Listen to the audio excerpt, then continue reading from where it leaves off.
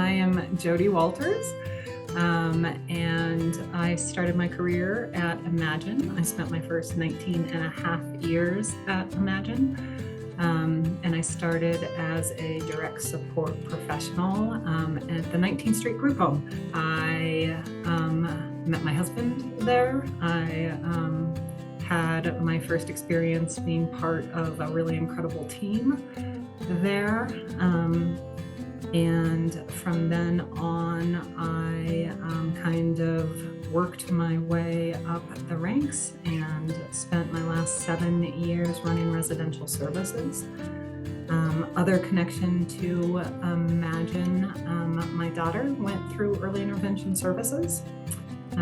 So she had a hearing loss, and early intervention services really changed our family's lives and really changed the trajectory of her life. And she's now married, is a scientist. Other connection to Imagine, even after I left Imagine, my mentors were still connected to Imagine. And I believe firmly that every leader needs to have mentors, and I had some great ones that even after I left Imagine, that were still Imagine focused. So live in Imagine catchment area. I feel like my life has really focused around Imagine even after I left Imagine. So really happy to come home.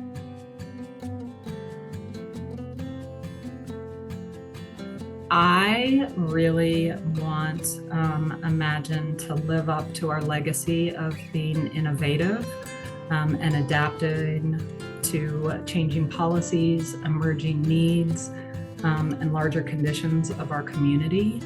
I want to be sure that our services are useful to the individuals we serve, to our community, useful to employees and families, useful to our field. I want services to be elegant in their design and operation. And by that, I want the individuals that we serve and the people who see our work to sort of stop and say, wow. I want the individuals that we support to have their dreams fulfilled, and for us to focus on what their goals are and for us to help achieve them. I want employees, community members, clients, stakeholders to see Imagine as a true and useful ally in our struggle to be inclusive and to have equality for all stakeholders. I want everybody to feel listened and heard as we work to build consensus around our shared values. And I wanted to be clear that everybody from our clients to their families, to community members, to employees, to board members are encouraged and expected to participate in the discussion and planning of our collective actions, advocacy, and aspirations. Our clients are really the focus of what we're doing, but everybody is important in our achievements. Policies change, social factors and community values change. We've weathered floods, we've escaped fires, survived a pandemic, the quarantine. Political regimens have come and gone, economies grow and recede.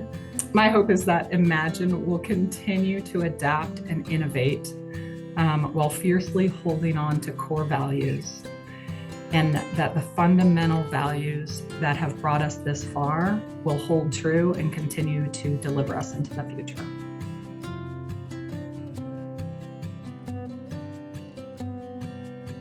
I want to communicate as transparently as possible. I want to err on the side of over communicating. I think that I want communication to be emancipatory. And by that, I mean that communication needs to be the service of bringing people together and building consensus. And in order for that to happen, communication has to flow, and it has to flow regularly, and people really have to feel heard and listened to. And that takes work, and it takes participation. And it's not always easy, and it's not always an exact science. And sometimes it's walking back messages. Sometimes it's oversharing. But I'd rather be known as an over-communicator than an under-communicator. And I'd really expect individuals to share what they're thinking. And I feel like if you've worked at Imagine for a day, you have a voice, but you also have a responsibility in being part of that collaboration, and part of that commitment to being positive and solution-oriented as we move forward together.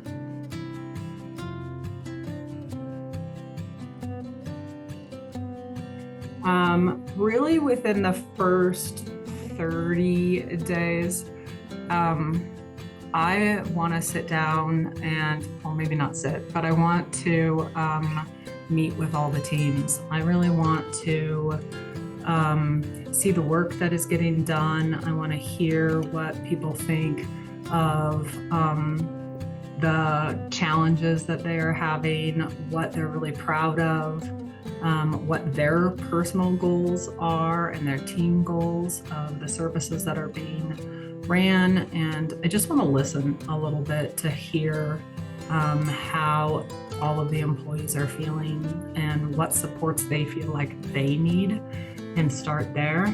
I think we all know that I am starting at a pretty incredible time in history, right before this split that is happening where Imagine is becoming two organizations. And so I'm also starting at a point in time where a lot of new foundation setting needs to also be happening. So while I want to listen quite a bit, I also think there are some need for really making sure that we have an EHR, an electronic health record that gets selected and is really going to work for teams within the first several months, and that implementation works really well for everybody and allows for that efficient, simplified ability for everybody to do their jobs in a way that doesn't get in the way from providing really quality services. We have some key members like Fred that is leaving, and I want to make sure that as we split, we are able to really continue with that message of the services that we're providing and how we continue to move that forward. So I see the first 6 months as a lot of listening to teams, but also laying new foundations that are going to then enable us to get creative and have some fun once those foundations are laid down.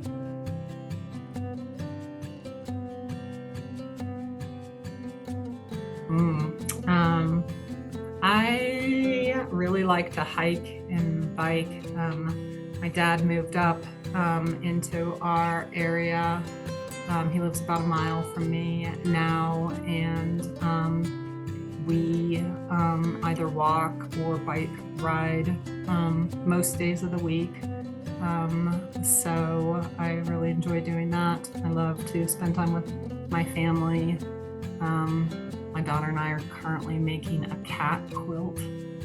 So that's sort of weird and fun, I suppose.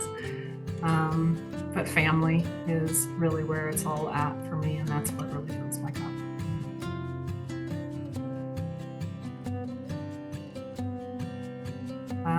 I don't necessarily have one favorite food. I kind of go through obsessions and then eat it until I don't want to eat it for like, I don't know, a couple of years.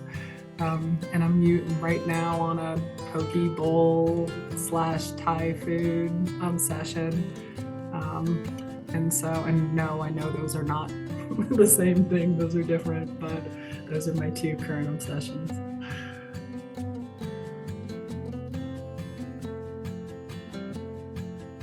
Well, there's actually a lot of things people I think would be surprised, but the one I'll go with is last February, my mom passed away, and that rocked my world pretty heavily, and really made me reevaluate what is important in my life, which is part of why I think I'm coming back to Imagine.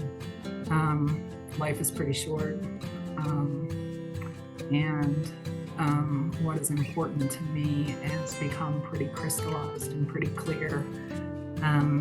My mom was my mentor.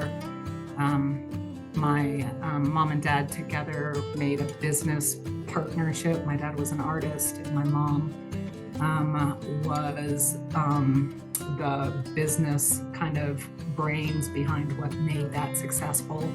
And together they were both uniquely successful individuals, but together they were this kind of Mentos and Diet Coke unique, explosive, wildly successful power duo that really created something super special. And she was this force to be reckoned with. And we always spent a lot of time together. We traveled together, hiked a lot with her. She was amazingly important in my life. And I really realized just how important family is for everybody. And I don't know that in our field, we always give the honor that family deserves.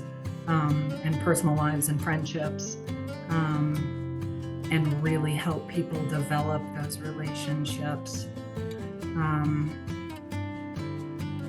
And it's just, family has always been really important to me, but after losing my mom, it has become everything to me. And so